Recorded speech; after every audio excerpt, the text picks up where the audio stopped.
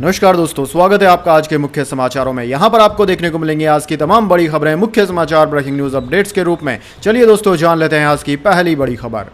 आम आदमी पार्टी सांसद संजय सिंह हुए गिरफ्तार। दिल्ली आबकारी केस में ईडी ने 10 घंटे छापेमारी की। इसी केस में मनीष सिसोदिया जेल में है। जी हां दोस्तों, आम आदमी पार्टी से राज्यसभा सांसद संजय सिंह को ईडी ने अरेस्ट कर लिया है। उनके दिल्ली वाले घर पर बुधवार सुबह 7 बजे ईडी की टीम पहुंची थी। 10 घंटे तक चली इस छापेमारी के बाद गिरफ्तारी हुई। दोस्तों, बताया जा रहा है कि करीब 7-8 अधिकारी आबकारी नीति केस के सिलसिले में छानबीन कर रहे थे। आबकारी नीति केस की चार्जशीट में संजय सिंह का भी नाम है। इस केस में मनीष सिसोदिया पहले से ही जेल में है। ईडी की कार्रवाई को लेकर दिल्ली के सीएम अरविंद केजरीवाल ने कहा कि इस केस में 1000 रेड पड़ चुकी है। संजय सिंह के घर पर कुछ नहीं मिलेगा। 2024 के चुनाव आ रहे हैं और वो जानते हैं कि वे हारेंगे। ये उनकी हताशा भरी कोशिशें हैं। जैसे जैसे चुनाव नजदीक आएगा, ईडी, सीबीआई जैसी सभी एजेंसियां सक्रिय हो जाएंगी। इसी बीच दिल्ली में बीजेपी ने आम आदमी पार्टी के ऑफिस के बाहर प्रदर्शन किया। भाजपा के कार्यकर्ता अब तो ये स्पष्ट है केजरीवाल भ्रष्ट है नारे वाले पोस्टर लेकर सड़क पर उतरे। प्रदर्शनकारियों की मांग है कि केजरीवाल को सीएम पद से इस्तीफा दे देना चाहिए। इसके बाद दोस्तों, अगली बड़ी खबर।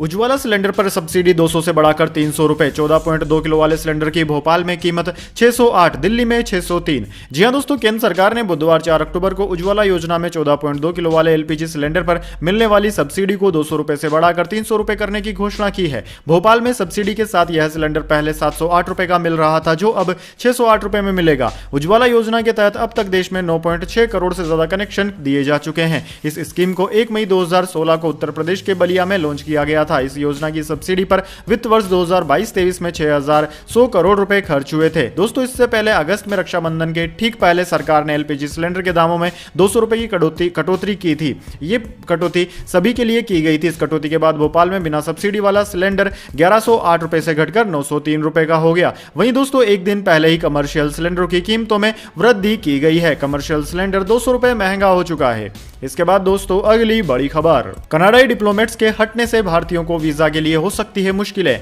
जानिए इसके पीछे की वजह अभी। जी हां दोस्तों, भारत कनाडा का विवाद अब खुलकर सामने आ रहा है। कनाडा ने उन खबरों पर चुप्पी साध रखी है कि नई दिल्ली ने बढ़ते राजनीतिक विवाद के बीच ओटावा को भारत में अपने मिशनों में कर्मचारियों को काफी कम करने के लिए कहा है, जबकि विदेश मंत्री मेलानी जोली ने कहा कि उनकी सरकार इस मुद्दे पर निजी तौर पर बातचीत करना पसंद करेगी। दरअसल दोस्तों, भारत ने कनाडा से 10 अक्टूबर तक उनके 41 राजनयिकों को देश से वापस बुलाने को कहा है। फाइनेंशियल टाइम्स अखबार ने मंगलवार को अपनी खबर में यह जानकारी दी। नई दिल्ली द्वारा ओटावा को भारत में अपनी राजनयिक उपस्थिति कम करने के लिए कहने के 12 दिन बाद आई खबर पर न तो भारत और न ही कनाडा ने कोई प्रतिक्रिया व्यक्त की है। खबर में कहा गया है कि कनाडा के भारत में 62 राजनयिक है और नई दिल्ली ने कहा है कि यह संख्या 41 की जानी चाहिए। इसके बाद दोस्तों, अगली बड़ी खबर।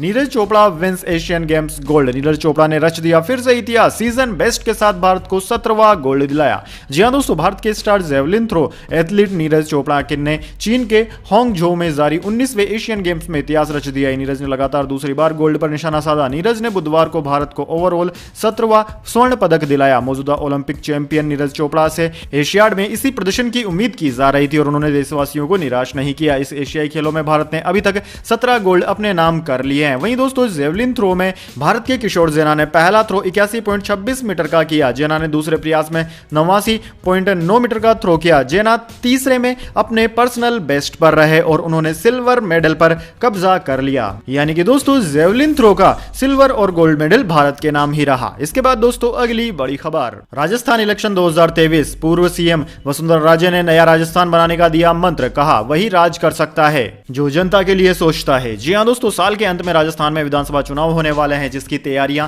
राजनीतिक पार्टियों ने जोर शोर से शुरू कर दी है। हर तरफ रैलियों का दौर जारी है। इसी के साथ खूब बयानबाजी भी हो रही है। दोस्तों, बीजेपी, कांग्रेस सहित अन्य राजनीतिक दल के नेताओं ने भी अपनी गतिविधियां तेज कर दी है। सभी पार्टियां राजस्थान के लोगों का भरोसा जीतने में लगी हुई है। इसी बीच पूर्व मुख्यमंत्री वसुंधरा राजे का एक बयान सामने आया है, जिसमें वह प्रतिद्वंदियों पर प्रहार करते हुए कह रही है कि आजकल हर कोई नया राजस्थान बनाने का दावा कर रहा है, लेकिन नया राजस्थान ऐसे नहीं बनता। पूर्व सीएम वसुंधरा राजे ने लोगों को संबोधित करते हुए अपने प्रतिद्वंदियों पर हमला बोला। उन्होंने कहा कि आजकल हर कोई नया राजस्थान बनाने चला है। नया राजस्थान ऐसे नहीं बनता। नया राजस्थान बनाने के लिए हम आपको संकल्प लेना होगा। राजस्थान पर वही राज कर सकता है जो जनता के लिए सोचता है। कोई राजा तब तक नहीं बन सकता जब तक जनता को भरोसा न हो कि वो उनके लिए मेहनत करेगी। इसके बाद दोस्तों अगली बड़ी खबर, संजय सिंह की गिरफ्तारी पर क्या बोले दिल्ली के सीएम अरविंद केजरीवाल, जताई बड़ी आशंका। जी हां दोस्तों, दिल्ली शराब नीति मामले में ईडी ने आम आदमी पार्टी नेता संजय सिंह को गिरफ्तार कर लिया। संजय सिंह की गिरफ्तारी के बाद दिल्ली सीएम अरविंद केजरीवाल का पहला रिएक्शन सामने आया है। उन्होंने कहा है कि संजय सिंह की गिरफ्तारी बिल्कुल गैरकानूनी है। सीएम केजरीवाल ने अपने एक्स हैंडल से पोस्ट किया, संजय सिंह की गिरफ्तारी बिल्कुल गैरकानूनी है। ये मोदी जी की बौखलाहट दर्शाता है। चुनाव तक ये कई और विपक्षी नेताओं को गिरफ्तार करेंगे। इससे पहले आम आदमी पार्टी सांसद संजय सिंह के यहां ईडी की छापेमारी पर दिल्ली के मुख्यमंत्री अरविंद केजरीवाल ने कहा कि संजय सिंह के घर ईडी की छापेमारी एक हारते हुए आदमी की आखिरी कोशिश है। सवाल पूछने वालों के यहां छापेमारी हो रही है। 2024 के चुनाव तक अभी और कई लोगों पर छापेमारी होगी। इसके बाद दोस्तों अगली बड़ी खबर, रणवीर कपूर को ईडी का समन, 6 अक्टूबर को बुलाया। बैटिंग ऐप के मनी लॉन्ड्रिंग केस में नाम हवाला से पैसे लेने का लगा आरोप। जी हां दोस्तों, बॉलीवुड एक्टर रणवीर कपूर को ईडी ने बुधवार को समन भेजा है। एजेंसी ने उन्हें 6 अक्टूबर को पूछताछ के लिए बुलाया। महादेव ऑनलाइन बैटिंग ऐप के 5000 करोड़ के मनी लॉन्ड्रिंग केस में रणवीर कपूर का नाम सामने आया है। केस के मुख्य आरोपी सौरभ चंद्राकर की शादी में वे शामिल हुए थे। आरोप है कि रणवीर समेत कई सेलेब्स को इसके लिए हवाला से पैसे दिए गए थे। रणवीर पर इस ऐप के प्रमोशन का भी आरोप है। ईडी का दावा है कि रणवीर को बड़ी रकम कैश में मिली। ईडी ऑनलाइन गेम के विज्ञापन के जरिए फंडिंग की भी जांच करेगी। अब देखना यह होगा कि रणवीर ईडी के सामने पेश होते हैं या वे अपने वकील के जरिए ही इस समन का जवाब देंगे। दोस्तों, इससे पहले खबर थी कि ईडी इस मामले में टाइगर श्रॉफ, नुसरत भरूचा, सुखविंदर सिंह, नेहा कक्कड़ और सनी लियोनी समेत 17 सेलेब से पूछताछ कर सकती है। अब रणवीर का नाम भी इस लिस्ट में शामिल हो गया है। इसके बाद दोस्तों अगली बड़ी खबर, अमिताभ बच्चन की बात से होगा दुकानदारों को नुकसान, दर्ज शिकायत, 10 लाख के जुर्माने की मांग। जी हां दोस्तों, ये दुकानदार पर नहीं मिलने वाला। एक एड में अमिताभ बच्चन को यह लाइन कहना महंगा पड़ सकता है। उनसे जवाब मांगा गया है। उनके खिलाफ शिकायत दर्ज करा दी गई है। शिकायत में यह भी कहा गया है कि उन्होंने जनता से झूठ बोला, उनके बीच भ्रम फैलाया है। इस एड की जमकर आलोचना की जा रही है। दरअसल दोस्तों, आपकी जानकारी के लिए बता दें, ई कॉमर्स साइट फ्लिपकार्ट की बिग मिलियन सेल शुरू होने जा रही। इस वजह से कंपनी के कई विज्ञापन वायरल हो रहे हैं। इसी बीच कंपनी के ब्रांड एम्बेसडर अमिताभ बच्चन का भी एक एड देखने को मिला, जहां वो कंपनी के ऑफर्स के बारे में बात करते दिख रहे हैं, लेकिन उनकी कही एक लाइन ने सभी को नाराज कर दिया। बिग बी ने एड में कहा कि यह दुकान पर नहीं मिलने वाला। इस बात पर CAIT यानी कि confederation of all India traders ने कंपनी और एक्टर के खिलाफ CCPA central consumer protection authority में झूठा दावा करने का आरोप लगाते हुए शिकायत दर्ज कराई है। CAIT ने इस विज्ञापन को देश के छोटे व्यापारियों के खिलाफ बताया, साथ ही विज्ञापन को वापस लेने की मांग भी की है। कहा गया है कि इस विज्ञापन के जरिए कंपनी और एक्टर दोनों ने ऑफलाइन दुकानदारों को नीचे दिखाने की कोशिश की है। इसके बाद दोस्तों अगली बड़ी खबर, उज्जैन दुष्कर्म कांड के आरोपी के खिलाफ बुलडोजर एक्शन, सरकारी जमीन पर बना मकान गिराया। जी हां दोस्तों, मध्य प्रदेश के उज्जैन में 12 साल की बच्ची से हुए दुष्कर्म कांड के मामले में आज मुख्य आरोपी भरत सोनी के अवैध निर्माण पर बुलडोजर चला। आरोपी ने उज्जैन के नानाखेड़ा क्षेत्र में सरकारी जमीन पर कब्जा कर रखा था। इसमें वह अपने माता पिता, भाई और भाभी के साथ कई सालों से रह रहा था। इतना ही नहीं, अवैध मकान में आरोपी ने मंदिर भी बना रखा था। जानकारी के मुताबिक भारी पुलिस बल की मौजूदगी में आरोपी के घर को गिराया गया। आज नगर निगम की टीम आरोपी के घर पहुंची। टीम ने अवैध निर्माण को गिराकर अवैध कब्जे को खाली करा लिया। आरोपी भरत सोनी सरकारी जमीन पर मकान बनाकर सालों से यहां रह रहा था। वहीं आरोपी भरत पुलिस की गिरफ्त में है। दोस्तों, आपकी जानकारी के लिए बता दें, सतना में शिप्रा एक्सप्रेस में सवार होकर स्कूल में पढ़ने वाली मानसिक रूप से कमजोर बच्ची उज्जैन के लिए आ गई थी। 25 सितंबर को बच्ची रेलवे स्टेशन पर उतरी। ड्राइवर भरत सोनी ने बच्ची को अकेला देखकर अपने ऑटो में बिठा लिया। इसके बाद जीवन खेड़ी इलाके में ले जाकर उसके साथ दुष्कर्म किया। इसके बाद दोस्तों अगली बड़ी खबर, केमिस्ट्री के नोबेल विजेताओं के नाम हो गए लीक। इन 3 अमेरिकी साइंटिस्ट को मिला पुरस्कार। जी हां दोस्तों, स्वीडिश मीडिया आउटलेट्स ने बुधवार को केमिस्ट्री में इस साल के नोबेल पुरस्कार विजेताओं के कथित रूप से लीक हुए नाम प्रकाशित किए। यह नोबेल ट्रस्ट की ओर से विजेताओं की घोषणा होने से कुछ घंटे पहले हुआ। नोबेल पुरस्कार के विजेताओं के नाम लीक होना एक दुर्लभ मामला है, क्योंकि विभिन्न पुरस्कार देने वाली अकादमियां घोषणा होने तक विजेताओं के नाम गुप्त रखने के लिए काफी प्रयास करती है। स्वीडन के अखबार डेगेंस न्यूटर और सार्वजनिक प्रसारक स्वीडिश टेलीविजन और स्वीडिश रेडियो ने royal Swedish academy of sciences से एक प्रेस विज्ञप्ति प्राप्त करने की सूचना दी, जिसमें 3 अमेरिकी रसायन वैज्ञानिकों के नाम दिए गए थे। अकादमी की प्रेस प्रवक्ता ईवा नेवेलियस ने इस बारे में पूछा जाने पर न्यूज एजेंसी AFP से कहा कि जब तक हमें पता नहीं चलता कि क्या हुआ है, हम इस पर टिप्पणी नहीं कर सकते, हमें इस पर गौर करना होगा। वैसे दोस्तों, स्वीडिश मीडिया रिपोर्ट्स के अनुसार रसायन शास्त्र में इस साल के नोबेल पुरस्कार विजेताओं में मैसाचुसेट्स इंस्टीट्यूट ऑफ टेक्नोलॉजी के मोंगी बावेडी, कोलंबिया विश्वविद्यालय से लुइस ब्रूस और नैनो क्रिस्टल टेक्नोलॉजी में काम करने वाले एलेक्सी एकिमोव शामिल हैं। इसके बाद दोस्तों अगली बड़ी खबर, भारत ने वह किया जो यूएन भी नहीं कर पाया, G20 की सफलता को लेकर बोले अमिताभ कांत। जी हां दोस्तों, मुंबई में हो रहे इंडिया टुडे कॉन्क्लेव में बुधवार को भारत के G20 के शेरपा रहे अमिताभ कांत ने हिस्सा लिया। इस दौरान उन्होंने बताया कि नई दिल्ली में सफलतापूर्वक संपन्न हुए G20 सम्मेलन में भारत को किन किन चुनौतियों का सामना करना पड़ा। कांत ने यह भी बताया कि नई दिल्ली G20 नेतृत्व घोषणा पर सभी देशों के साथ कैसे सहमति बनाई गई। उन्होंने कहा कि हमारे सामने कई तरह की चुनौतियां थी, चाहे वो क्लाइमेट चेंज से संबंधित हो, एनर्जी से संबंधित हो या जियोपॉलिटिक्स से संबंधित पैरा पर सहमति बनाना हो। इसलिए हम इस पर सहमति बनाने के लिए दिल्ली से दूर इस पर बात कर रहे थे जिससे किसी भी देश के राष्ट्रीय अध्यक्ष डिस्टर्ब ना हो। इसके बाद दोस्तों अगली बड़ी खबर, इमरान मसूद थामेंगे कांग्रेस का दामन, 7 अक्टूबर को पार्टी में होंगे शामिल। जी हां दोस्तों, उत्तर प्रदेश के एक बड़ी राजनीतिक खबर सामने आ रही है। हाल ही में अनुशासनहीनता के आरोप में बसपा सुप्रीमो मायावती ने इमरान मसूद को पार्टी से निकाल दिया था। अब इमरान मसूद की कांग्रेस में घर वापसी होने वाली है। दरअसल दोस्तों, एबीपी न्यूज से खास बातचीत में इमरान मसूद ने कांग्रेस ज्वाइन करने के संकेत दिए हैं। इमरान मसूद इसी हफ्ते कांग्रेस में शामिल होने जा रहे हैं। वह 7 अक्टूबर को दिल्ली में कांग्रेस का हाथ थामेंगे। लंबे समय तक कांग्रेस नेता रहे इमरान मसूद 2022 विधानसभा चुनाव से पहले कांग्रेस का दामन छोड़ सपा में शामिल हो गए थे। बाद में उन्होंने बसपा का दामन थाम लिया था। पश्चिम यूपी के कद्दावर नेता इमरान मसूद ने एबीपी न्यूज से खास बातचीत के दौरान केंद्रीय मंत्री संजीव बालियान की पश्चिम यूपी को अलग प्रदेश बनाने की मांग का समर्थन किया। इसके बाद दोस्तों जाने अगली बड़ी खबर, लेकिन उससे पहले मेरी आपसे एक छोटी सी रिक्वेस्ट है, अगर दोस्तों आपको अभी तक हमारी न्यूज़ पसंद आई है तो इसे एक छोटा सा लाइक जरूर दे दीजिए, और अगर आपको पसंद नहीं आई है तो बेशक आप डिसलाइक भी कर सकते हैं, लेकिन दोस्तों लाइक और डिसलाइक जरूर कीजिए, क्योंकि दोस्तों यही हमारी मेहनत का फल होता है और इसी से हमें पता चलता है कि आपको हमारी वीडियोज पसंद आ रही है या नहीं। तो चलिए दोस्तों जान लेते हैं आज की अगली बड़ी खबर।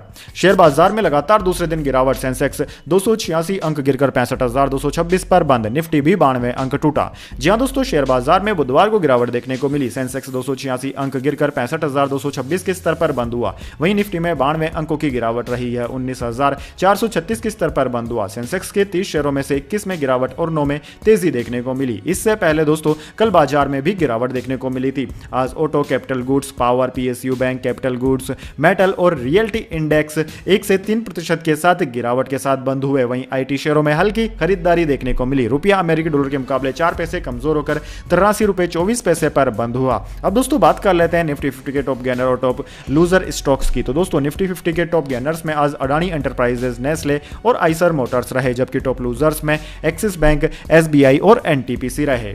इसके बाद दोस्तों अगली बड़ी खबर, सिक्किम में बादल फटने से 5 की मौत, जवानों समेत 40 लापता। पीएम मोदी ने सीएम प्रेम तमांग से की बात। जी हां दोस्तों, सिक्किम में बादल फटने से अचानक आई प्राकृतिक आपदा के कारण अब तक 5 लोगों ने जान गंवा दी और सुरक्षा बलों के जवान समेत 40 लोग लापता बताए जा रहे हैं। इस बीच स्थिति का जायजा लेने के लिए प्रधानमंत्री मोदी ने बुधवार को सिक्किम के मुख्यमंत्री प्रेम सिंह तमांग से बात की। पीएम मोदी ने अपने आधिकारिक एक्स हैंडल से पोस्ट किया। सिक्किम के मुख्यमंत्री प्रेम सिंह तमांग से बात की और राज्य के कुछ हिस्सों में दुर्भाग्यपूर्ण प्राकृतिक आपदा के मद्देनजर स्थिति का जायजा लिया। चुनौती से निपटने में हर संभव सहयोग का आश्वासन दिया। मैं सभी प्रभावितों की सुरक्षा और भलाई के लिए प्रार्थना करता हूं। दोस्तों आपकी जानकारी के लिए बता दें, इस आपदा के कारण 5 पुल ढह गए हैं, जिसमें मगतम झील का पुल, सिंगताप का इंद्राणी पुल, शिरवानी का पुल, लिंगी पुल और जुंगू का पुल शामिल है। चुंगथान में 1200 मेगावाट का तिस्ता ऊर्जा बांध बुरी तरह से प्रभावित हुआ है। सिंगताप में एनएचपीसी का बांध भी क्षतिग्रस्त हुआ है।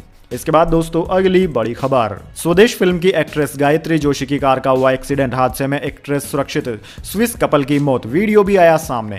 जी हां दोस्तों, बॉलीवुड के बादशाह शाहरुख खान के साथ फिल्म स्वदेश से डेब्यू करने वाली गायत्री जोशी इंडस्ट्री को अलविदा कहकर जा चुकी है। गायत्री का इटली में एक्सीडेंट हो गया है। जिस समय गायत्री की कार का एक्सीडेंट हुआ उस समय वह अपने पति विकास ओबेरॉय के साथ थी। उनके एक्सीडेंट का वीडियो भी सोशल मीडिया पर वायरल हो रहा है। इस एक्सीडेंट में गायत्री और विकास ठीक है, लेकिन दूसरी कार में मौजूद एक स्विस कपल की मौत हो गई। गायत्री अपने पति के साथ इटली में वेकेशन मनाने के लिए गई हुई थी, जहां यह एक्सीडेंट हुआ। द फ्री जर्नल की रिपोर्ट के मुताबिक यह हादसा इटली के सार्डिनिया के एक इलाके में हुआ, जहां गायत्री अपने पति के साथ लैम्बोर्गिनी कार में थी। उनकी कार की टक्कर फरारी से हुई। इसके बाद दोस्तों अगली बड़ी खबर, गोल्ड प्राइस, त्योहारों से पहले सस्ता हुआ सोना, 5 महीने में 5,000 रुपए प्रति 10 ग्राम तक घटी सोने की कीमत। जी हां दोस्तों, त्योहारों के सीजन की शुरुआत गणेश चतुर्थी के साथ शुरू हो चुकी है, तो अगले महीने से शादियों की सीजन की शुरुआत हो जाएगी। त्योहारी सीजन या फिर शादियों के मौके पर जो लोग सोने की ज्वेलरी खरीदने की तैयारी में है उनके लिए राहत की खबर है। दरअसल दोस्तों, अगर आप इस त्योहारी सीजन में सोने या फिर उसकी ज्वेलरी खरीदने की सोच रहे हैं तो आपके लिए अच्छे दिन आ चुके हैं, क्योंकि अब पहले के मुकाबले कम पैसा खर्च करना होगा। बीते 5 महीनों में सोने की कीमत में 5,000 रुपए प्रति 10 ग्राम या 8.14% की गिरावट आ चुकी है। सराफा बाजार में महज 7 सत्र में सोने के दाम में 2,577 रुपए की कमी आई है और अब 5 मई 2023 की तुलना करें तो उस दिन सोना 61,646 रुपए प्रति 10 ग्राम पर था, जो कि आज घटकर 56,627 रुपए प्रति 10 ग्राम पर आ चुका है, यानी कि पूरी 5,019 रुपए प्रति 10 ग्राम की कमी आ चुकी है। इसके बाद दोस्तों अगली बड़ी खबर, शेयर मैनिपुलेशन जांच के लिए सेबी को और 2 महीने मिले। बॉलीवुड एक्टर अरशद वारसी से जुड़ा है केस, स्टॉक मार्केट से भी है बैन। जी हां दोस्तों, बॉलीवुड एक्टर अरशद वारसी से जुड़े शेयर मैनिपुलेशन मामले में सिक्योरिटी अपीलमेंट ट्रिब्यूनल ने मार्केट रेगुलेटर सेबी को जांच पूरी करने के लिए 2 महीने का अतिरिक्त समय दिया है। अगर डेडलाइन के भीतर जांच पूरी नहीं होती है तो अरशद समेत अन्य सभी को शेयर ट्रेडिंग से रोकने वाला आदेश कैंसिल कर दिया जाएगा। 27 मार्च को SAT ने सेबी को इस मामले की जांच 6 महीनों में पूरा करने का आदेश दिया था। इसकी मियाद 27 सितंबर को खत्म हो गई। इस मामले में अरशद वारसी, उनकी पत्नी मारिया गोरेटी समेत 45 इंडिविजुअल्स और कंपनियों पर यूट्यूब पर भ्रामक वीडियो के जरिए 2 कंपनियों के शेयर प्राइस में हेरफेर का आरोप लगा है। दोस्तों, शुरुआती जांच में सेबी ने पाया था कि कुछ यूट्यूब चैनल पर गुमराह करने वाले वीडियो के जरिए 2 कंपनियों के शेयरों में गड़बड़ी की जा रही है। निवेशकों को असाधारण प्रॉफिट के लिए साधना ब्रॉडकास्ट लिमिटेड और शार्प लाइन ब्रॉडकास्ट लिमिटेड के शेयर खरीदने की सलाह दी गई थी। वारसी और उनके परिवार के लोगों पर साधना ब्रॉडकास्ट के मामले में एक्शन लिया गया था। इसके बाद दोस्तों अगली बड़ी खबर, रंगदारी नहीं मिली तो बुलडोजर से उखाड़ दी आधा किलोमीटर सड़क, दबंगों की तलाश में जुटी पुलिस। जी हां दोस्तों, यूपी के शाहजहांपुर में निर्माणाधीन सड़क को दबंगों द्वारा उखाड़ने का मामला सामने आया है। दबंगों ने ठेकेदार से रंगदारी न मिलने पर दातागंज बदायूं मार्ग की PWD की आधी किलोमीटर लंबी नवनिर्मित सड़क को बुलडोजर से उखाड़ दिया। फिलहाल पुलिस ने सरकारी संपत्ति नष्ट करने का मुकदमा दर्ज कर आरोपियों की तलाश शुरू कर दी है। दरअसल दोस्तों, शाहजहांपुर में स्टेट हाईवे दातागंज बदायूं मार्ग पर करोड़ों रुपए की कीमत से सड़क चौड़ीकरण का काम हो रहा है। इस सड़क को PWD तैयार करवा रहा है। वहीं सड़क बनाने का ठेका शकुंतला एंटरप्राइजेज को मिला है। आरोप है कि इलाके के दबंग ने ठेकेदार से रंगदारी की मांग की थी। जब रंगदारी नहीं मिली तो अपने गुर्गों संग मारपीट के बाद नवनिर्मित सड़क को उखाड़ दिया। दोस्तों, बताया जा रहा है कि इलाके का दबंग जगवीर सिंह अपने दर्जन भर साथियों के साथ साइट पर पहुंचा और काम कर रहे कर्मचारियों के साथ मारपीट की। इसके बाद दबंगों ने PWD की 500 मीटर सड़क को बुलडोजर से खोद डाला। इतना ही नहीं, इसके आगे लगभग 1 किलोमीटर बुलडोजर से कई जगह सड़क पर गड्ढे भी कर दिए। इसके बाद दोस्तों अगली बड़ी खबर, लैंडफोर्ड जॉब केस में लालू राबड़ी और तेजस्वी को जमानत, सीबीआई ने कहा बेल दी तो प्रभावित हो सकती है जांच, अब 16 अक्टूबर को सुनवाई। जी हां दोस्तों, लैंडफोर्ड जॉब्स मामले में दिल्ली की रावत रेवेन्यू कोर्ट से लालू परिवार को बड़ी राहत मिली है। कोर्ट से मामले में लालू, तेजस्वी, राबड़ी देवी को जमानत मिल गई है। 50,000 के मुचलके पर सभी को नियमित जमानत दे दी गई। अब 16 अक्टूबर को इस मामले में सुनवाई होगी। दोस्तों, आपकी जानकारी के लिए बता दें, सीबीआई ने जमानत का विरोध करते हुए कहा था कि सभी आरोपी बड़े पद पर हैं, ये केस को प्रभावित कर सकते हैं। कोर्ट ने कहा कि हमें कुछ ऐसा नहीं लगता। लालू, राबड़ी और तेजस्वी के साथ मीसा भारती भी कोर्ट पहुंची। इधर दिल्ली पहुंचने पर लालू यादव ने कहा था कि सुनवाई होती रहती है, हमने कोई ऐसा काम नहीं किया है जिससे हमें डरना पड़े। इसके बाद दोस्तों अगली बड़ी खबर, ईडी को सुप्रीम कोर्ट की फटकार, बदला लेने की नीयत न रखें, आपसे निष्पक्षता की उम्मीद। कोर्ट ने मनी लॉन्ड्रिंग केस में 2 अरेस्ट कैंसिल की। जी हां दोस्तों, सुप्रीम कोर्ट ने एनफोर्समेंट डायरेक्टरेट यानी कि ईडी को फटकार लगाते हुए मनी लॉन्ड्रिंग के 2 मामलों में अरेस्ट को कैंसिल कर दिया है। जस्टिस AS बोपन्ना और संजय कुमार की बेंच ने कहा कि जांच एजेंसी को पूरी निष्पक्षता के साथ काम करना चाहिए और बदला लेने की प्रवृत्ति रखने से बचना चाहिए। सुप्रीम कोर्ट ने यह बात मंगलवार को गुरुग्राम के एक रियल्टी ग्रुप M3M के डायरेक्टर की याचिका पर सुनवाई के दौरान कही। कोर्ट ने कहा कि उम्मीद की जाती है कि ईडी का हर एक्शन पारदर्शी, ईमानदार और कार्यवाही के सबसे ऊंचे और पुराने स्तर के मुताबिक होगा। हालांकि इस केस में तथ्य बताते हैं कि एजेंसी अपनी जिम्मेदारी निभाने और अपनी शक्ति का सही इस्तेमाल करने में नाकाम रही। कोर्ट के आदेश की कॉपी बुधवार को जारी की गई। इसके मुताबिक कोर्ट ने टिप्पणी की कि बसंत और पंकज बंसल को 14 जून को पूछताछ के लिए ईडी दफ्तर बुलाया गया था, जबकि ईडी की तरफ से रजिस्टर किए गए किसी और केस में दोनों को उसी दिन गिरफ्तार कर लिया गया। इसके बाद दोस्तों अगली बड़ी खबर, एक्टर विशाल के आरोपों पर सेंसर बोर्ड की सफाई, कहा जिनको रिश्वत दिया वे बोर्ड के लोग नहीं, फिल्म मेकर्स बिचौलियों से बचें।